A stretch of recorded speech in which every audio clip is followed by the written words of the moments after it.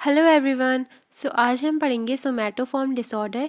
इससे पहले हमने डिसोशिएटिव एंड कन्वर्जन डिसऑर्डर पढ़ा था, जिसमें कि ये होता है उनमें न्यूरोलॉजिकल सिम्टम्स तो आते हैं पर वो किसी डिजीज़ से एसोसिएटेड नहीं होते हैं। ऐसा लगता है कि हैं पर कोई क्लिनिकल डिजीज़ हमें देखने को नहीं मिलती है। सेम सोमैटोफॉर्म डिसऑर्डर में भी ऐसा ही होता है, पर जैसा कि इसका नाम है सोमैटो मतलब बॉडीली, तो हमें इसमें फिजिकल सिम्टम्स ज़्यादा देखने को मिलते हैं, लेकिन उसका कोई फिजिकल बेसिस नहीं होता, मतलब किसी डिजीज़ से रिलेटेड नहीं होते।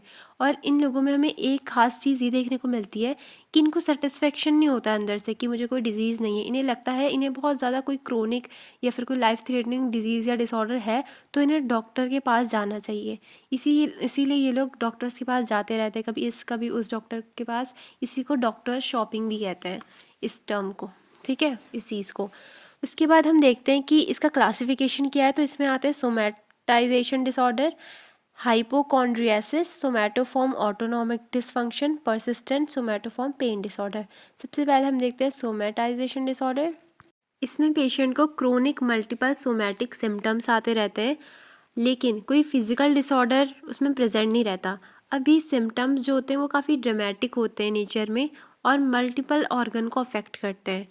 देन आता है हाइपोकॉन्ड्रियासिस। इसमें पेशेंट को लगता है कि उसे बहुत ज़्यादा सीरियस डिजीज़ है जो कि डेथ भी कॉज कर सकती है, इसलिए पेशेंट बार बार अपने आप को डॉक्टर्स को दिखाते रहते हैं।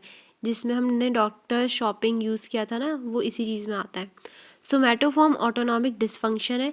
इसमें सारे के सारे ऑटोनॉमिक सिम्टम्स आते हैं, जैसे कि हमारा जब एएनएस एक्टिवेट हो जाता है तो क्या होता है, पाल्पिटेशन होता है, प्यूपिलरी डायलेशन होता है, हिकअप्स होती है, हाइपरवेंटिलेशन होता है, बीपी बढ़ जाता है, इरिटेबल बाउल डिस्यूरिया, ये सारी चीज़ें देखने को मिलती है, जैसा एक ऑटोनॉमिक सिस्टम के एक्टिवेट होने की वजह से होता है। परसिस्टेंट सोमैटोफॉर्म पेन डिसऑर्डर, इसमें पर्सन को परसिस्टेंट पेन रहता है विदाउट एनी फिजिकल बेसिस, ना उसको कोई डिजीज़ है ना कोई डिसऑर्डर है, स्टिल उसको पेन रहेगा ही रहेगा। और इतने लेवल का रहता है कि उसका ऑक्यूपेशनल लाइफ को भी और सोशल लाइफ को भी हर चीज़ में वो इम्पेयरमेंट कर देता है। अब हम देखते हैं कुछ कॉमन साइन एंड सिम्टम जो कि हमें सोमेटाइजेशन डिसऑर्डर में दिखते हैं, जैसे कि मल्टीपल सोमैटिक कंप्लेंट्स होती है, बहुत सारी बॉडीली कंप्लेंट्स कि मुझे इधर दर्द हो रहा है, मुझे ये हो रहा है वो हो रहा है, लेकिन उसमें कोई मेडिकल फाइंडिंग नहीं आती है। जैसे नीज में पेन हो रहा है लेकिन ऑस्टियोआर्थराइटिस नहीं है, ठीक है।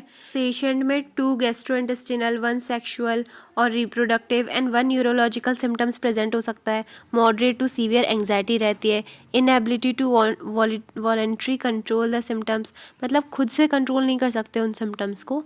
और एक डिपेंडेंसी हो जाती है with demanding attention getting behaviour भी हो जाता है पर्सन में, मतलब उनको अटेंशन की क्रेविंग रहती है हमेशा।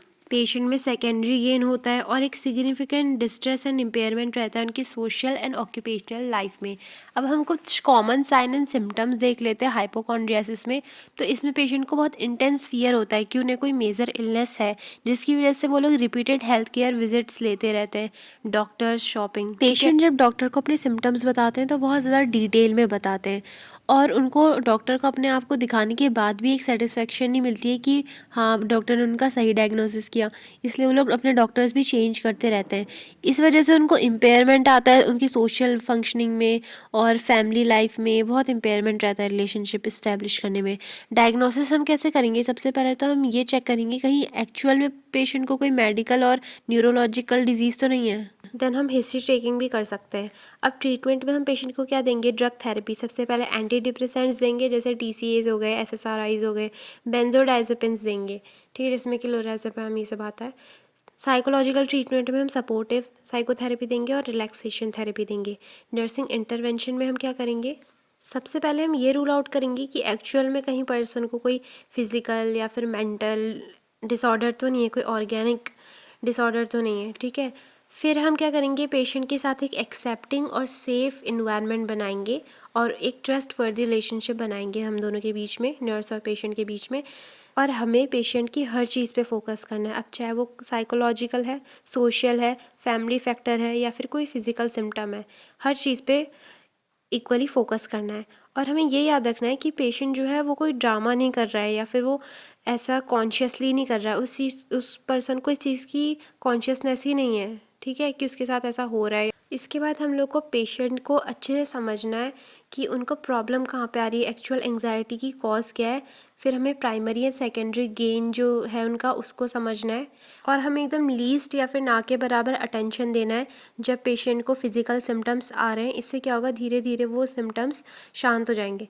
देन हमें पेशेंट को ये रिकमेंड करना है कि आप एक डेली डायरी बनाएं और उनमें लिखें कि कैसी आपको अंदर से फीलिंग्स आ रही हैं और उसके साथ आपको क्या एसोसिएटेड फिजिकल सिम्टम्स आए, वो सब आप नोट डाउन करें। देन पेशेंट को हमको डिसीजन मेकिंग स्किल में हेल्प करना है और हमें पेशेंट को ये बोलना है कि आप कुछ अच्छे या फिर कोई और कोपिंग मैकेनिज़्म को अपनाएं सोमैटिक सिम्टम्स को छोड़ के। अब वो खुद तो ऐसा नहीं कर पाएंगे, पर धीरे धीरे जब उनको ये रिपीटेड बोलते रहेंगे तो ऐसा हो सकता है कि वो अपने सोमैटिक सिम्टम्स को सबसाइड करके दूसरी कोपिंग स्ट्रेटजीज़ को अपना लें। So that's all for today, hope you liked my video. Bye.